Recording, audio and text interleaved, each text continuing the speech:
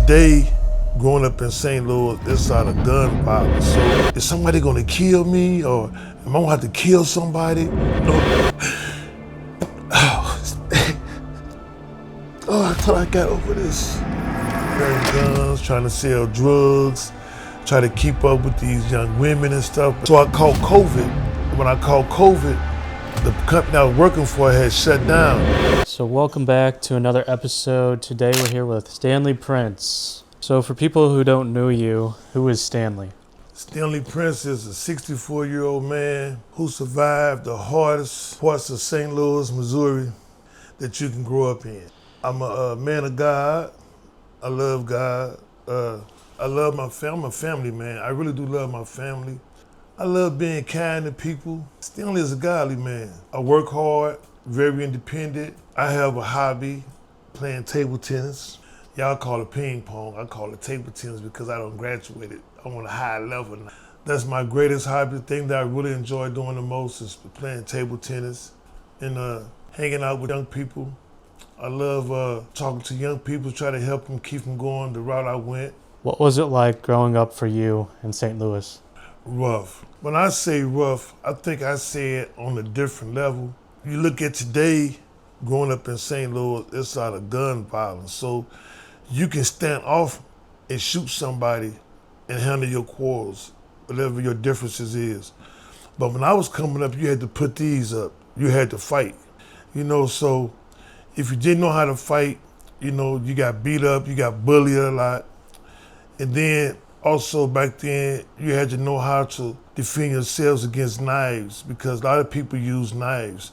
And I want to talk about that too, about how I was able to defend myself a lot with knife fights in prison because I grew up in the streets defending myself against knife fights. Growing up in St. Louis back then was, to me, more rougher because you had to fight. Everything was physical. Everything was physical. Wasn't no standing out shooting somebody. You seen some drive-bys. You might have heard of drive-bys, shootings and stuff. But I'm 64, so I grew up in the 60s.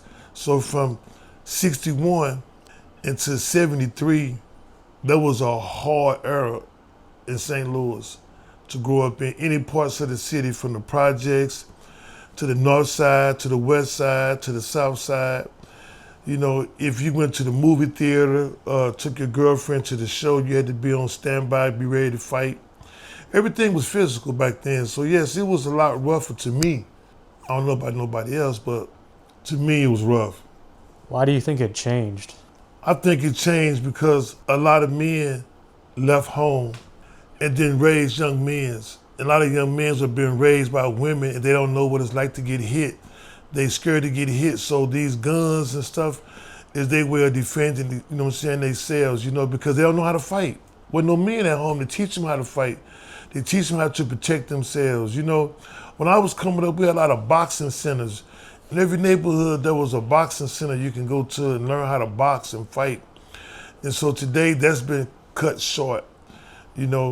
It's a few people trying to bring it back into the communities and stuff. But so today is all about social media, these video games they see on TV and the games they play, people shooting and stuff. So I think that will happen too. I think that's the thing that captivated the inner being of a lot of our young people today. The social media, the guns. When you went to prison, what was your mentality like before you went into prison? Before I went I was always living in survival mode because I grew up in a neighborhood where you had to, when you walk out your doors, you had to be in survival mode. Somebody gonna challenge you. If you got on nice stuff, somebody want it, because a lot of people didn't have nice stuff. Every day, it was like survival to me. So when I went to prison, I was already in survival. But when I went to juvenile, because that's where I started. In juvenile, my first time getting in trouble, I had to go to juvenile. When I went to juvenile, I was already set in my mind, I'm gonna have to fight because I had to fight my whole life. So I went in prepared to fight. And so going from juvenile to boys' homes and then to prison, was like I had graduated for the real deal. I call prison real deal because in prison, man, everything get challenged. Your manhood, So you got to be ready to see knives and shanks, homemade shanks, I think are the scariest things you can see. I think that'll scare you the most, the shanks that people use to carry around to attack you, to try to rob you, or try to sexually or rape you, assault you and stuff. People will pull up with these ugly knives and stuff. So if you never had to defend yourself against knives, that'd be something that would scare the mess out of you, you know? What kind of language can I use as I talk? Can I use raw language? Yeah. Well, I'm a man of God, so I'm not gonna use it, but I'm gonna say it flat out, scare the shit out of you. You walk in that door, man, it's some homemade knives, machetes and stuff, but you know, the thing that I grew up understanding that nobody could come and get me to go nowhere with them. Like, so going to prison, majority of the guys that got raped and molested and set up because they came in prison letting their brothers, their friends, their uncles, people they grew up with, lure them off somewhere, you know? So I've never been like that. I was raised never to let nobody come and get me and drive me nowhere or walk me off nowhere. So I walked in prison with that mindset like, I'm on my own. Anything happen to me is gonna be because of me. I don't need no friends. I came by myself. I'm gonna do my time by myself. But I knew guys, but I knew not to trust nobody. So that was the thing for me. Was there a certain moment where you knew you had to become a different man? Let me take my glasses off for this one, because I really need y'all to see me on this one. I knew when I seen how whites was getting treated in prison, I knew I was gonna have to be a different man, because the reason why I say this, because I grew up, my father had white friends, so the white people I grew up with, I didn't have to have my guards up, because it's like we all got along, we all respected each other. You know, my father was friends with their fathers and stuff, so I grew up like that, you know. But when I got to prison and seeing all these white guards in control and seeing all these white guys friends with the guards and getting special favors, I knew I couldn't be friendly Bob to the white guys. I had to change that mindset because I wasn't raised to be prejudiced or racist. You know, I wasn't raised like that. You know, my mother had white friends that she worked for, and all the whites I ever been in contact with was good people. You know, they was real good people to us. So I didn't live being fearful of white people and stuff. You know, I heard about a lot of stuff that had happened, but growing up, seeing my father with white friends, my mother working for white people that was treating us nice and kind and stuff, you know, I didn't have that in me. But man, when I went to prison and seeing how the white guys got more favoritism with the white guards, I mean, it was no black guards heard of in prison when I was going through prison. Now they are, but no, you seen black guards in the city jail before you get sent to prison. In the workhouse, you be, housed by a lot of black staff members. But when I walked in prison and seen just all white guards, big ones too, I was like, oh man, I gotta change my mind. And the way they talked to you, you knew that you had to go on a different level. So yes, that's when I knew I had to change who I was like in my mind, you know. So that was a challenging thing for me too, because I still didn't want to be hateful towards whites. I don't want to be hateful towards nobody, but prison made me that way. It made me like really to dislike people. Yes, it did. What was going through your mind when it first hit you, like that you were in prison and like how much time you were about to face? The first thing went in my mind when I walked in prison and seen all these bars and, man, am I gonna make it home? Will I see my family again? I seen men hang themselves, kill themselves, you know? And so when you walking in and you seeing this stuff, now you wondering about your life, you know?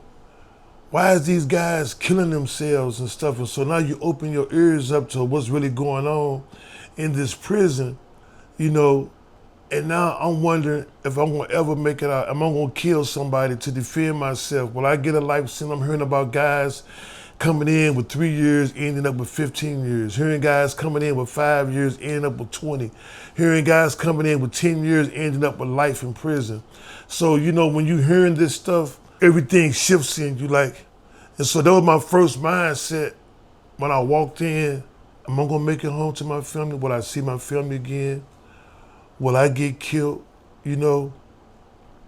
And I wanna say, like, I never worried about getting molested because I knew how to fight. You know what I mean? I never worried about that. I always was concerned, like, is somebody gonna kill me, or am I gonna have to kill somebody? That was my mind when I first walked in. How'd you stay positive?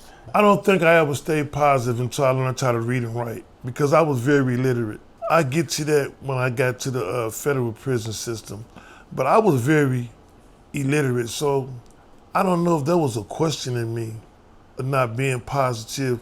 I wasn't a positive person and I wasn't a negative person. I was like a survival person, like, you know, go with the flow, make sure you know what you know and you know who you know, how to deal with people. Like, I think that's what I had to do. I had to learn how to be able to know to deal with this person this way, this person that way. You know what I mean? So became positive. I became a positive person when I got to the federal prison system and learned how to read and write and got my GED. I don't know if you can see it, but there it is, my certificate. I'm proud of that certificate. And I was 47 years old then, but I had learned how to read and write. That's when I became positive, ready to live my life, and because I had accepted Christ in my life. So when I accepted Christ into my life and started reading the Bible, like everything in the Bible was transforming into me. That's why I believe in the new birth, you know, being resurrected, because I had been resurrected. Like Jesus that got resurrected, I had been resurrected from one way of living to this new way of living. And so that's when I became positive, wanted to learn how to read more, started reading all positive books. I wanted to get out and show my family I can read now, I can spell my name. Like, those are things that I was really looking forward to doing after I learned how to read and write and got my GED. I was ready. I was ready, man. Like, okay, I get to go home and live a whole new life, and praise God, I still live that life today. That's when I became positive. What was the hardest part about coming home? Oh, man.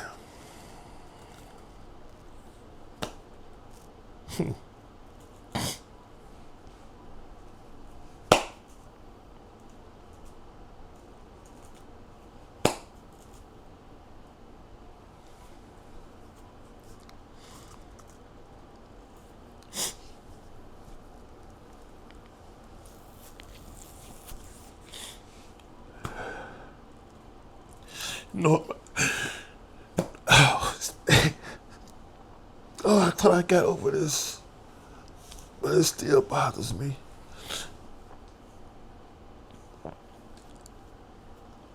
That my mother wasn't going to be here. I finally started doing the things that she always tried to get me to do. And I'm going to be able to show it to her, you know? That was the hardest thing, coming home.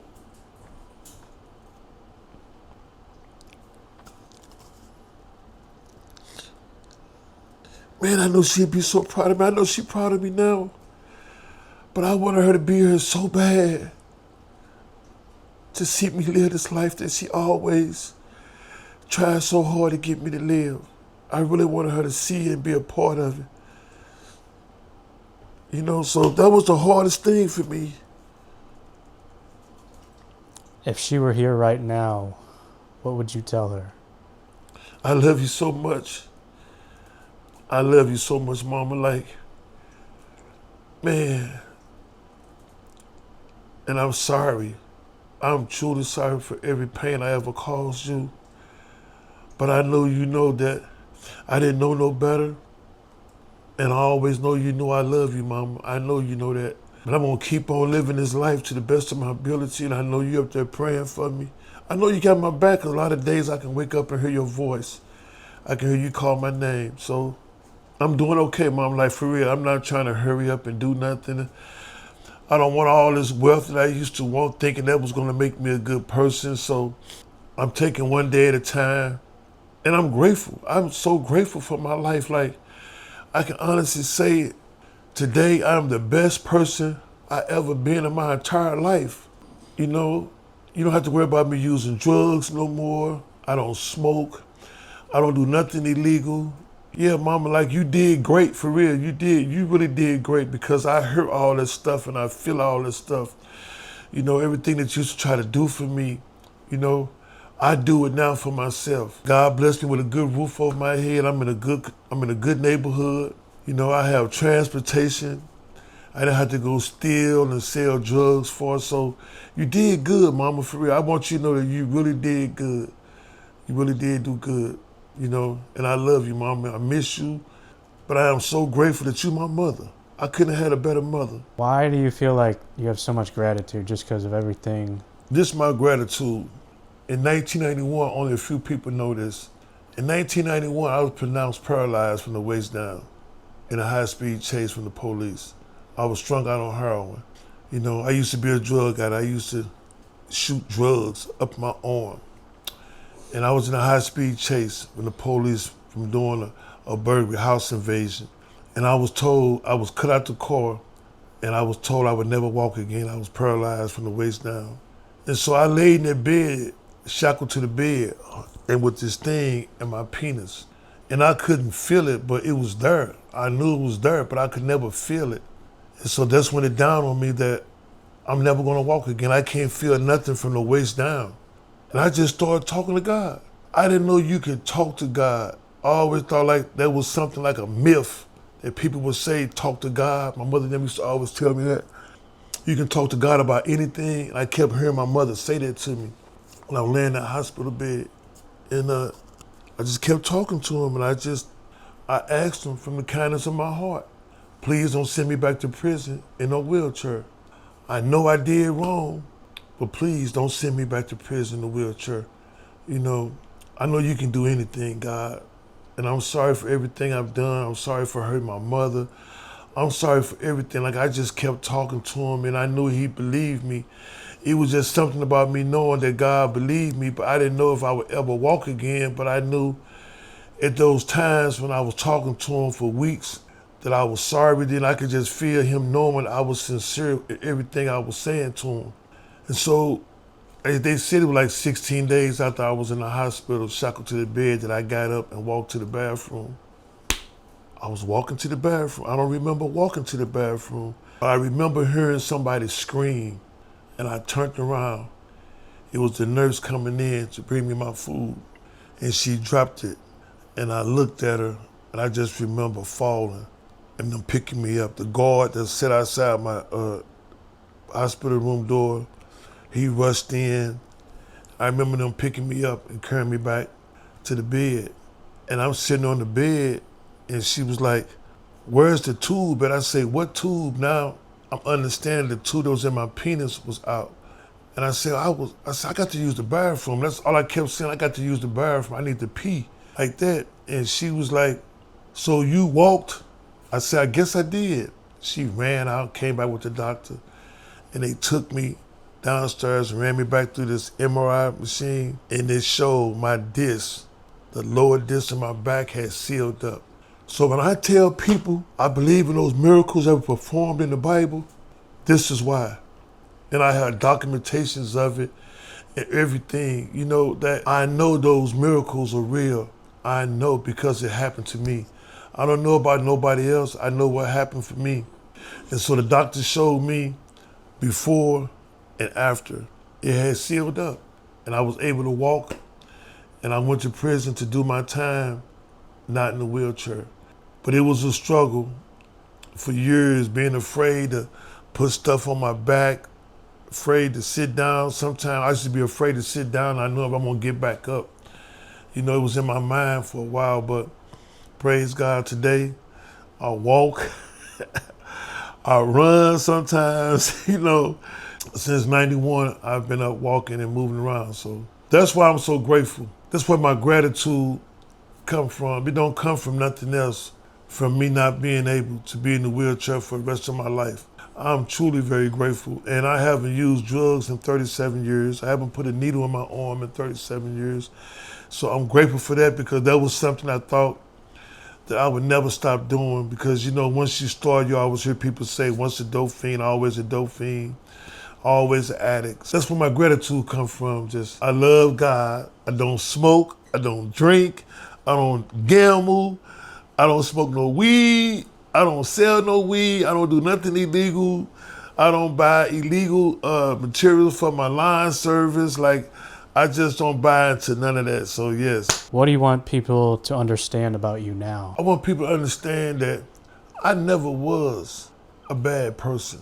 I just always got influenced by things I seen other people with and that I wanted. So I want people to know that Stanley Prince is a good person. He really is a good person. I respect women, I respect children, I respect everybody. I had this shirt I had made and I wear it a lot sometimes. I don't lose friends, I lose enemies. Anybody that ever been my friends are still my friends today. So that's the person that I am. I'm that kind-hearted person. I love hard, I work hard, and I want to see everybody happy. I love to see people happy. I love being happy. I love having fun. And I love my young people. I do. I love my young people because I've seen so many of them get hurt in prison, a lot of them. And a lot of people don't talk about those guys. Sometimes I can just feel a lot of them and I wonder what are some of them doing today with their life. I think about that. So that's just me. I'm a current person. I really am a current person. What would you tell the young people today that would have been in your same situation, the same environment you were in when you were younger? Be patient. Be obedient to your parents. Be patient. We all want nice stuff. Every human being on this planet want nice stuff. That's our nature to want nice stuff. But let me say this to you. 26% of the young black males from the age of 18 to 31, 26% of those men's outdates say deceased. They're going to be in prison for the rest of their life. So all of you young people that think you're having a bad day, I want you to know your worst day out here is the best day of your life because there are so many young men and young women that is never ever going to have a bad day out here again. So this is what I want y'all to, I want you to receive this. I want every young person to receive this, old person to receive it. It's not bad. You think it's bad out here. Wait till you get on the other side of that fence. Last week, a young guy asked me, he said, I'm outside, OG. I was talking to this young guy. He was like, I'm outside. OG, I'm outside. I said, no, I'm outside. He said, so what you doing then, OG? What you doing? He thinking I was speaking his lingo. And I had to look at him and tell him, I'm outside that fence. I'm outside that prison wall. Somewhere you trying to go. I say, man, find you a job. Save your money. Build your credit up. Find your girlfriend. Y'all work together. Save your money. This is what I want all my young people to know. You can have all of this. Everything I have today started off with me working 2 jobs when I came home. And I built my credit score up. And I started my line service. So patience, being obedient, being respectful to every person you chance to meet, and know that you got time. You got time to have everything you want. Everything you want, you have time to have it. And then after everything you've been through, what do you want this next chapter of your life to look like? Really have a lot of young men and young women out here working for Prince on the Rise. This is what I really want to do. I started this business, Prince on the Rise, my line service, hauling and moving. I want to leave this world knowing that I inspire a lot of young people to be entrepreneurs, to start their own business. That's how I want the next chapter of my life to be. I want to be married. I want to have this woman that can accept me for who God has made me to be, and not try to change me because, you can't undo what God has done in my life. I really love what God has done in my life.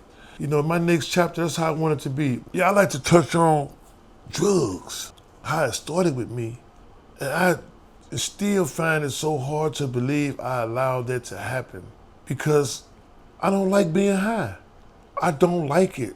And I didn't like it. I did not like the feeling or nothing. I don't even know. It wasn't because I liked it, the guys that was doing it and their lifestyle. That's how we easily get caught up in this drug thing. How you start out selling it because you see these guys, especially for me, selling drugs with these beautiful women, these beautiful cars. They got the nice jewelry on.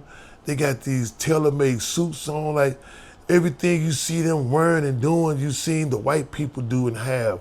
You see them with these nice houses. So you like, okay, that's how I can get it, you know. So you go after this material stuff, and then you find yourself using the stuff. And that's what happened to me, you know, because now I'm seeing the other side of them. I wasn't seeing this until I started getting close to them and started seeing them getting high, using drugs. So I'm like, that must not be a bad thing. They got all these big shot friends coming over, hanging out, they doing it, the women doing it. So I'm like, and these women look good to me. When you're young, they looking good because you're not seeing them without their armor on. When they take off the armor, then you see the tracks. You see the marks and the bruises on their bodies and stuff. That's what happened to me. I don't know if this is how a lot of people start using or not, but that's how I started using. And that's the one thing I don't like about me. I do not like it at all because I don't know how I got to that point. Like, what would make me do something like that to myself? My mother came to visit me before she died. May she rest in peace. And she wanted to know, did something happen to me in prison? My first prison bit, to come home, because that's when I started using drugs. She thought that something had happened to me in prison that led me to come home and want to do something evil to myself like that. And that's what she called it, because she walked in the bathroom and saw me doing it. And I've never seen somebody so hurt in my life. So when she came to visit me, she wanted to know, Stanley, like, what happened to you? And I had to let her know, and guys in the visiting room was like, she must don't know who her son is. Like, I'm like, Mama, what? And I went off because I expected my mama to know I'm her son. Ain't nobody did nothing to me. Nobody ever violated me. You know what I mean? But in her mind, she felt like somebody had to do something horrible to me to make me want to come out here and do horrible things to myself, like shooting drugs, because that was scary. She a country girl. She never seen that. It was something evil to her. I tell this story to a few people, some people that I'm close to, and I tell it for one reason only, to show there are evil spirits in this world, and we have to be careful of them, and they come off other people. So be careful the people you associate yourself with. You don't know what's on them.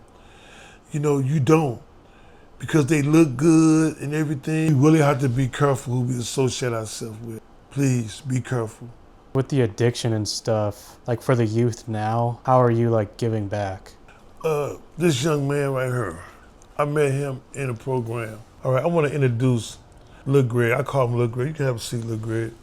But his name is Gregory Martin. I attend a lot of programs for father support, the Urban League, and where they're trying to reach out to young men, like Save Our Sons program from the Urban League, and the Father Support Meet Man. This is one of the young men I met through the program. And he has been by my side now going on 2 years. And so I met him out cutting grass one day, and I needed some help, and he looked familiar to me. But I didn't realize until like a few days after we had done the yard together that he was a part of the program I was in, and that's how we bumped heads again. And so my thing is, young men like him that want to work, I do my best to inspire them to work, to inspire them on how to save their money, you know. And I tell them the things that happened to me so it won't happen to them. And this young man right here, I am so proud. I love Lil Greg. I am so proud of him. My family love him. Everybody in contact with me love Lil Greg because he worked, you know. And I'm proud of him. And he's been working. And I want him to just speak on who he is, you know, and how I inspired him and what's going on with his life. Hey, how's it going? I'm Gregory Martin. I'm 26 years old. I have a 1-year-old daughter named April Bradford. A little about myself, I'm working, just trying to keep myself on track, keep a level head, Stay on the right track, because out here in this big world, you can see a lot, and you can go far, but it's stuff that you actually have to sit down. Was it worth it? Is it worth it? Should I do this? So all I'm just trying to say is give y'all a message is that it's a whole big world out here. But if you want it, it's not gonna come overnight. You gotta go get it. Me working with Stanley, it has been awesome. I had a great time working with him. I met a lot of people working with him. It changed my life. It gives me something to do on the days that I'm off from work. And I'm just so proud, to be right there by his side and on this journey that we went on with each other. But I'm just trying my hardest to let others know that there is a way, and it's the right way. It's always blessings come and go, but it won't come if you're not positive and keeping a positive energy and a level head. And that's the thing I like about Lil Greg. Like sometimes, he young, so some things he want to do, young people do. Like, he might want to have his shot every now and then, or go to this bar where his friends at and stuff like that. And the thing that I used to worry about him. I ain't gonna lie, I used to worry about him. I really did. I used to get up and ride looking for him sometimes at night, wake up out my sleep. God gave him to me to keep me focused and to keep me away from doing stuff I ain't got no business doing. And so what I'm proud about with him, I don't worry about him no more. He only gonna go so far. He's not gonna let go his daughter. He's not gonna mess up all his money out here in these streets. So I bear witness to what he do with his money. So he's like the only young person that worked with me, and the next day he still got money. I'm truly proud of him. I'm truly proud of you, man. And I tell you that, Thanks, man. Yeah, man. I'm proud of him. I really am proud of you, man. Because a lot of young men his age out here carrying guns, trying to sell drugs, try to keep up with these young women and stuff, but not this one. So I'm proud of him. Do you see yourself at all in Greg? Yes, free-hearted. And I used to be free-hearted just like him, thinking everybody that I'm cool with is really my friends, until one day I got flat broke. And the guys I used to always share with, I went to for a pack of cigarettes, helped me get a pack of cigarettes. And he wouldn't even give me a cigarette. And so that's when all that stopped with me. All that being friendly to guys I thought was my friend. It made me really start paying attention to who my friends really were. So I try to tell him, if ain't nobody getting up doing the same thing you doing, if you can get up and go to work every day and make your money, your friends, your so-called friends, they need to be doing the same things too. I see a lot. I used to see a lot of myself in him. Athletic. He's very athletic. He's strong. I was skinny like that. I showed him a picture when I was his size. How much you weigh? 125 pounds. Yeah, see. So when I was small, I was like 135 and 40. I was strong as ever too, skinny like him and tall. So he really is a good young man. Where do you see yourself in 5 years? In 5 years, where I see myself, I want to be with my family, have me a nice car, a nice truck to travel with my family. I don't have to have the biggest, house or, the most fanciest car. Just somewhere from where, when I get off from my 9 to 5, I could come home to my family and relax. As long as my family happy and my friends that's around me are happy, I feel like I can live a great life, and I just want to inspire others that nobody is perfect in this world. But if you want something bad enough, you will study it. He really is on driving, getting his CDL license. He really want to drive a truck, so I've been watching him. I've been paying close attention to him because he's with me every day, for real, except for when he got his new job. He started his new job. But other than that, he with me every day, so I get to see him every day.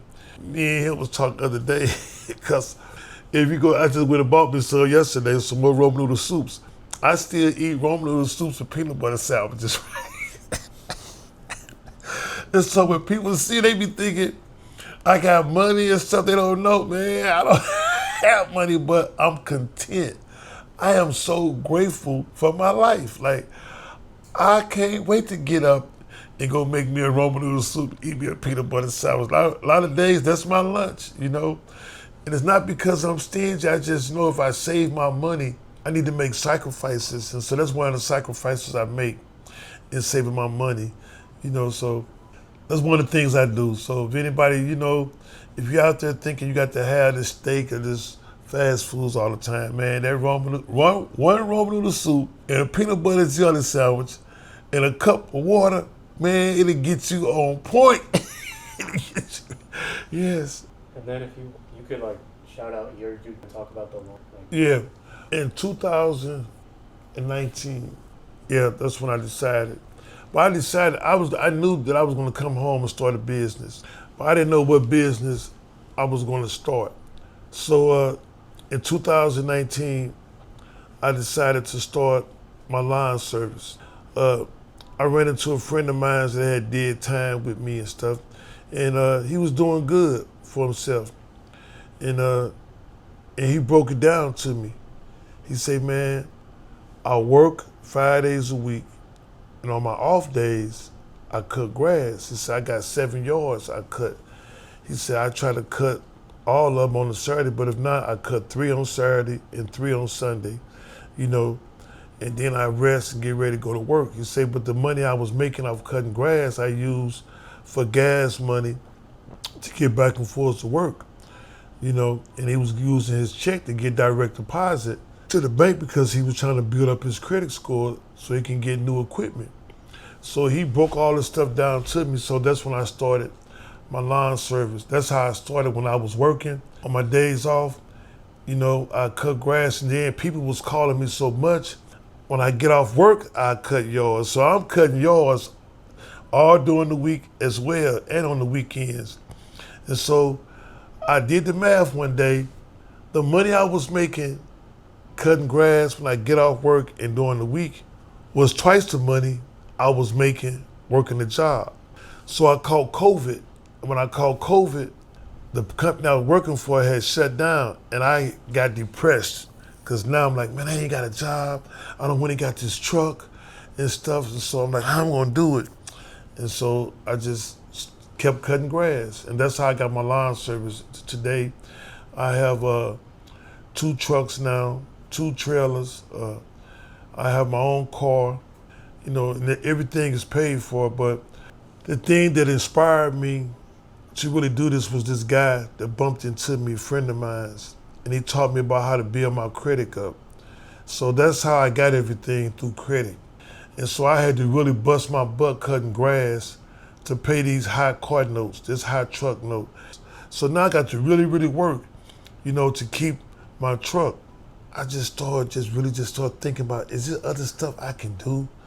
Then I remember the play I did in prison called Choices. We did a stage, it was a skit. I heard they be having auditions for stage plays in America Now newspaper. So I went and got me an America Now newspaper and seen where they was doing auditions and stuff for different stage plays. And then I met my cousin Carrier, and she was doing a stage play, and I went and auditioned for her. And that's when I started doing my stage plays, my acting.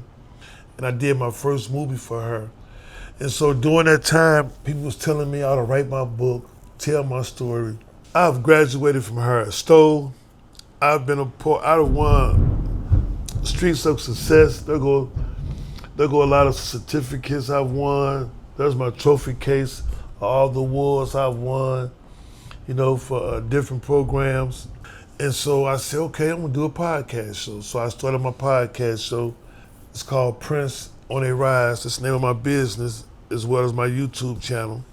And so when this man, Matt, called me and said that he was interested in doing my story, I say that's God moving me forward to help move another man forward. I'm grateful that I can help move him forward.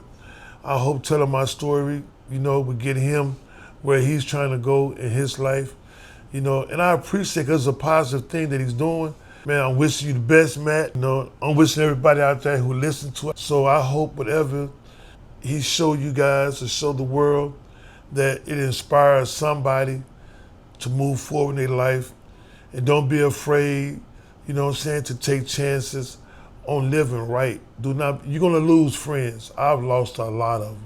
I've lost a whole lot of them. So don't be afraid to be kind to other people.